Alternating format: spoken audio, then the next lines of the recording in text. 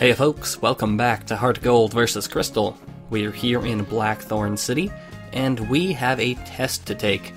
Last time we defeated Claire, the Dragon-type gym leader here, but apparently she wasn't satisfied with our utterly trouncing her, and requires that we take another test in order to prove our worth. Even though we beat her, and it's kind of Pokemon League regulations that she give it to us, and she could probably lose her position if she didn't follow orders. But just gonna ignore that. The Dragon's Den, rather, there's a possessive in there, is a little cave that opens up once you defeat Claire. And it has a few trainers, it has a few items, it has a shrine thingy. There isn't a whole lot of interest, it's just kind of a neat set piece. And it is neat, it has nice music and cool tile set and other neat things like that. Also, there are twins. We'll address them later. Now, unfortunately, you do need to bring in someone with Whirlpool here. Why, I haven't the foggiest. Why? I guess to force you to have somebody with Whirlpool, even though this is the one mandatory usage of Whirlpool. I don't really understand. Anyway, and here's a Dragon Fang. In the original Gold and Silver, but not Crystal, that would have been the end of it. Your task was to go and fetch the Dragon Fang, and when you got it, Claire would walk up to you and be like, "Hey, you got the Dragon Fang. Good job. Here's your badge." But now, we need to head into this shrine and take the Dragon Master test.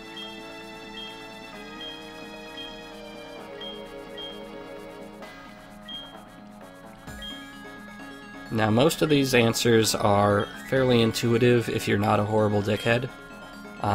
Just pick the nice guy response and you'll succeed. I mean, it's impossible to fail, but if you want to get the best grade possible and the best reward possible, you'll want to answer with the nice guy responses. And although I won't show it off, the reward is that you get a free Dratini.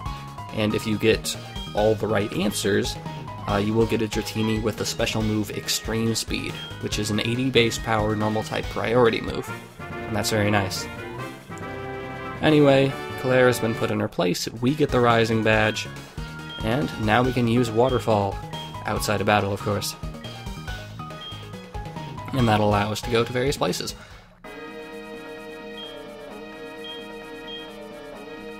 Anyway, he mentions Lugia. It sure is a thing. Now, unfortunately, you need to leave, talk to Claire again, and then come back in order to actually receive your Dratini. I didn't feel like doing that. I don't really care enough. You can get a Dratini, as I've mentioned, much earlier in the game, but... And honestly, at this point, it's kind of a pain to raise up, if you haven't been raising one for the entire game. But it is a very good Dratini. Anyway, just for the sake of some excitement and variety, here is a double battle with two Dratini. And unfortunately, not a whole lot of special tactics to be done here. It's use brute force as I have before. And yeah, Dratini, like I said, operate very similarly to the Dragonair. And we fought a Dratini in the previous episode. But he's got Twister, he's probably got Thunder Wave, and other various things. But overall, I think actually Webster's going to be the beast of this battle, thanks to Sucker Punch, because these Dratini are too dumb to do anything else. For those not aware, if I haven't explained it before, Sucker Punch only works if the opponent is using an attacking move. And either these Dratini don't have anything else, or they're just dumb and won't use anything else other than an attacking move. Oh, well, egg on my face right there. Didn't use an attacking move. Speaking of eggs, Frida actually getting in some damage now. But yeah, you just took out a bunch of Pokemon that are a lot trickier than these Dratini. if double battles really throw you off that much, it's probably just the shock of the novelty. Anyway, twins taken care of. Grab this max elixir. Definitely useful for tight spots.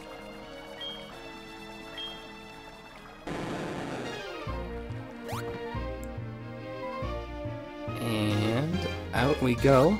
And before we leave, Claire will give us another special thing. She'll give us TM59, which is the TM for, I believe, Dragon Pulse? Yes, Dragon Pulse. In Crystal would be Dragon Breath. But, it's an okay... I mean, it's good, it's good, it's just... It's a Dragon-type move and not many people can learn it. But that takes care of the Dragon's Den, that takes care of the Gym Challenge. All we have left is the Pokemon League, and a few plot threads left unresolved. We have a thing that Professor Elm has. We should find that thing. But first, go back and do healing and all that at the Pokemon Center. By the way, those pools do contain copious amounts of Magikarp, and I think occasionally Dratini in actual Dragon's Den, but mostly Magikarp. And good lord, we've seen enough Magikarp by this point. So anyway, Professor Elm has a wonderful prize for us back at New Bark Town, so let's fly over there and see what is up.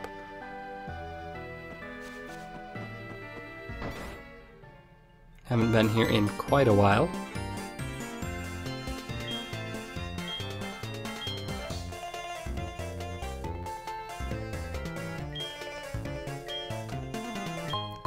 And Professor Elm gives us the Master Ball, the ultimate Pokeball. It will catch any Pokemon, any wild Pokemon rather, without fail, 100% capture rate. So it's useful for like a legendary with an extremely low capture rate, or an exploding shiny, or if you're paranoid, or other various things like that. Anyway, there's one other plot thread that we're going to want to take care of in this episode, and it's happening in Ecruteak City right after this commercial break.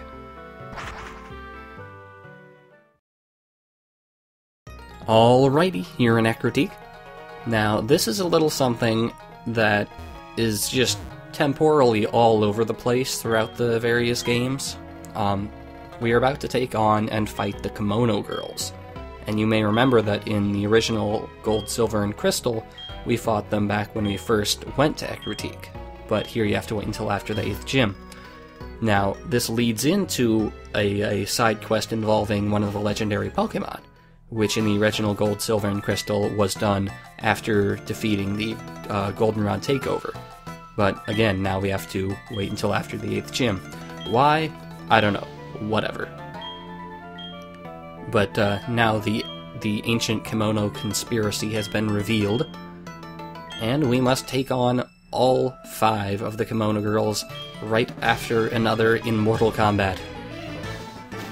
And unfortunately, they don't get their custom battle theme. It's very unfortunate. Now, this varies from the original way of fighting them in the original games in 2 ways. First off, obviously, they are at a much higher level. They're, rather than, what was it, like 20 or something, they're now at like 38. And also, you are fighting them in a fixed order, so you can't pick and choose the order that you want to go to, and you can't swap your leader in between fights. So that will limit your options or force you to make some risky maneuvers. Now, my strategy for most of these is going to be Everett all the time, because Everett's kind of amazing like that. And you can tell I'm obviously rather under-leveled compared to all these people, so Everett will be at a disadvantage, especially against this other Umbreon, which will basically lay out the same things that Everett's going to try to lay out, Confuse Ray and all that good stuff. But hopefully the other encounters won't be quite as horrid. You can see that Umbreon is using Dark Pulse. That is a move that I have my eye on. I currently have Payback, which is alright and can be situationally more useful than Dark Pulse, but Dark Pulse is reliably higher, which is nice. And also that Umbreon has Shadow Ball, which, you know, that belongs to Bree currently, but I like to see this as some sort of spiritual journey for Everett, taking on all the various evolutions. Now, my goal here, basically anytime I try to use Iron Tail, it's not because it's actually a powerful move or, like, super effective or anything. It's because I want to try to lower the opponent's defense, which will allow me to kill them quicker. And that's usually used against rather durable Pokemon like walls or tanks, like Umbreon here. Now, that will sometimes go quicker than other times, but I'm patient. Are you patient? Because I'm patient. You can see that move there that's using Last Resort. Kind of a stupid move. It's a powerful move, but it can only be used once you've used all 3 other moves that you have, assuming you have a full moveset. It can only be used once you've used all your other moves. And it has, like, low PP. It's supposed to be actually a last resort, but you'd be better off having a, like, move that can be super effective or good, or is a stab move, or has some sort of type advantage, or something else. I don't think I've ever actually seen somebody use Last Resort with a straight face. But anyway, Umbreon goes down, and that, I think, hopefully, maybe, possibly, should be the worst of it over. Because other evolutions obviously have their own advantages, but Umbreon and, to a certain extent, Vaporeon are the more bulky ones, so the others shouldn't take quite as long. This also serves as a little reminder of all the various times you've run into the Kimono Girls. One thing that they changed from the originals to the remakes is that now all the different Kimono Girls have the same kimono colors, so they're actually completely indistinguishable. I dislike that.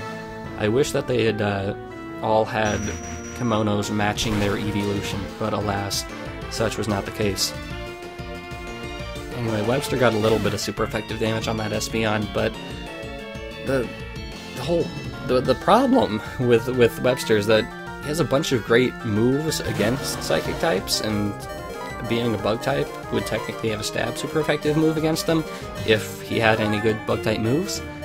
But thanks to his part poison type and his not so great defenses, basically any psychic type he faces off against will annihilate him. So it's really not an ideal matchup for him. So whenever I do run into a psychic type, I'll just bring in Mr. Dark type here, who is completely immune to psychic type moves. It's pretty rad. Espeon is also the counterpart to Umbreon, if that hasn't been noted before. Both are happiness evolutions introduced in the 2nd generation, but Umbreon is if you level up by happiness at night, Espeon in the day. And of course, one is a heavy special attacker, and one is absolutely defensive. So that's, they are contrasting in that way. Anyway, that's the 2 Johto evolutions out of the way, and we have 3 more to go, the Kanto evolutions. Now, unfortunately, the other 2 evolutions that do exist at this time are not represented. They didn't, of course, exist in the 2nd generation in Crystal, but in HeartGold, with the introduction of the of Diamond, Pearl, and Platinum, there are 2 more evolutions, Glaceon and Leafeon, which are ice and grass type, respectively. And those are not represented here, possibly because they are so intrinsically linked to the Sinnoh region with their evolution method. But I would have been completely alright with an updated roster if they had expanded the Johto Pokédex a little bit to include those 2 evolutions. I think it would have been fun and interesting and new and cool. Anyway, try to get some super effective damage on Flareon, but alas, did not work. Flareon, as I probably mentioned when we were facing the evolutions the first time around, Flareon is a physical attacker, which you'd think would make it more dangerous in the 4th generation, but it really doesn't get any good physical fire moves. Like, before it was hampered because fire was special, and its specialization was physical, if those words make sense in that order. But with the advent of physical fire moves, it didn't really get any good ones. I think it gets Fire Fang. It's unfortunate. So here it is using Fire Blast, finally takes down Everett. Took these guys long enough, probably could have used a potion and made them suffer quite a bit more. And Frida, of course, as death fodder, because Frida coming in against a fire type will not end well for Frida. But of course, this Flareon is foolish, because its one stab move is Fire Blast, and Fire Blast only has 5 PP. So it's gonna run out of those eventually, and facing off against Everett, who can take those hits relatively well, it won't really have a successful future career. Watch and observe. You will see that that hypothesis in action. Oh, hello, that's actually Will-O-Wisp. Will-O-Wisp is like I think the one burn inflict status move. There are other fire moves that have it as a side effect, but this is the one designed to burn the opponent. And Everett kind of cares about that now, since all of his moves are physical. Eventually he won't care, but really, Burn's interesting in that it's less about constantly hurting the opponent like Poison is, even though it does do that. It's really much more about lowering their attack stat. Anyway, unfortunately, Everett doesn't have stellar attack stat to begin with, so, goodness, that was close. So, didn't manage an easy KO against Flareon.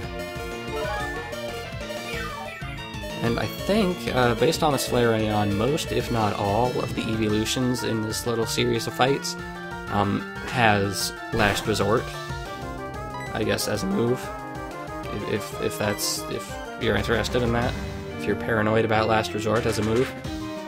Great. Fantastic.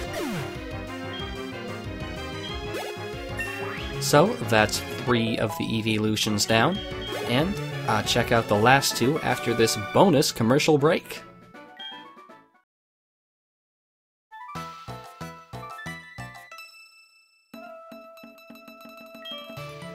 I am the one who skates in the sandals.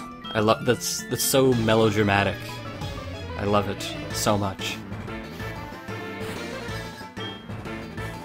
Anyway, she has a Jolteon. Jolteon, main attack is speed, although it does use special attack quite a bit.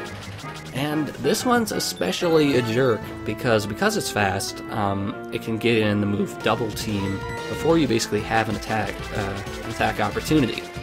Double Team, as I've definitely mentioned before, raises the evasion of the user, so it makes it harder to hit.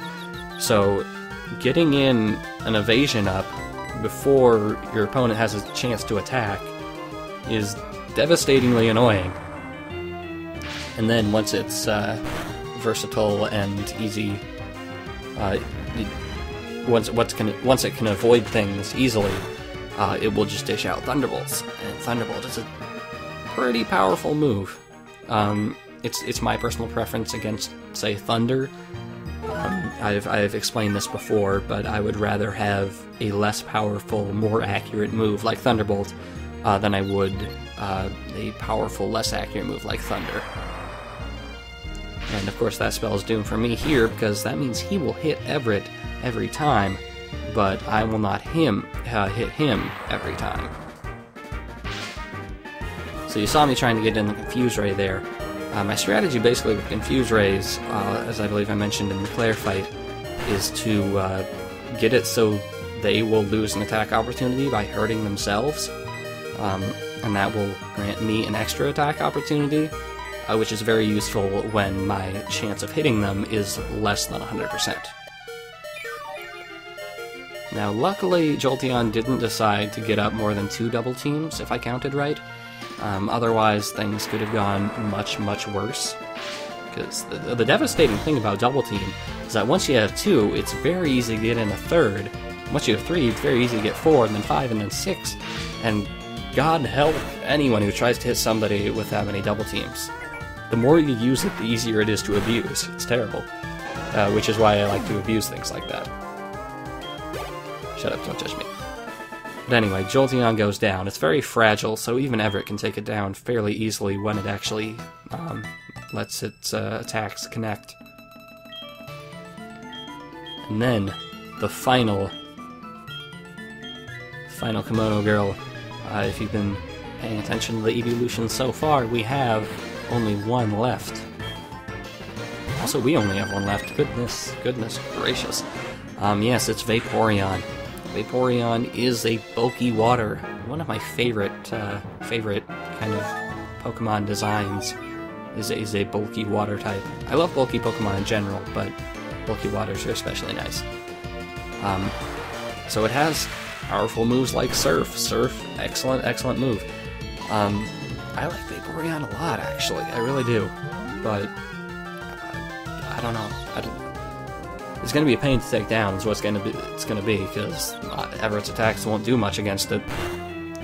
Luckily, as you can see, that Surf, which I believe is its most powerful move, is a 3 KO on Everett, so I will have the ability to heal, which I didn't really have with, like, Flareon's Fire Blast, if I recall correctly.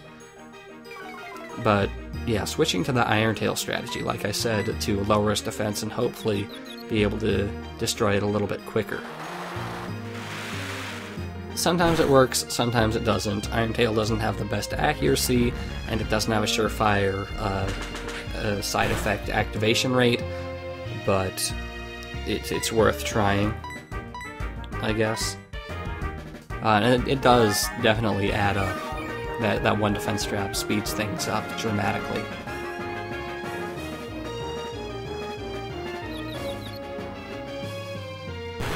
And of course, it always brings a little bit of joy to my heart whenever I see the opponent hurt themselves, because my cold black heart loves nothing more than to see people suffer by their own hand.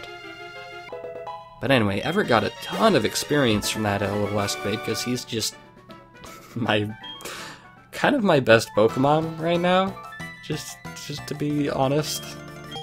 Because he can take care of basically anything if I have the potions to heal him. Anyway, by defeating these girls, we get the Clear Bell, and that, combined with that feather that we got before, causes a legendary bird to appear, which does vary depending on HeartGold versus Soul Silver. Of course, I'm playing HeartGold, which I'm in the middle of explaining this important thing about legendary Pokemon. Yeah, giant birds or something. We'll see that in the next episode, so I will see you guys next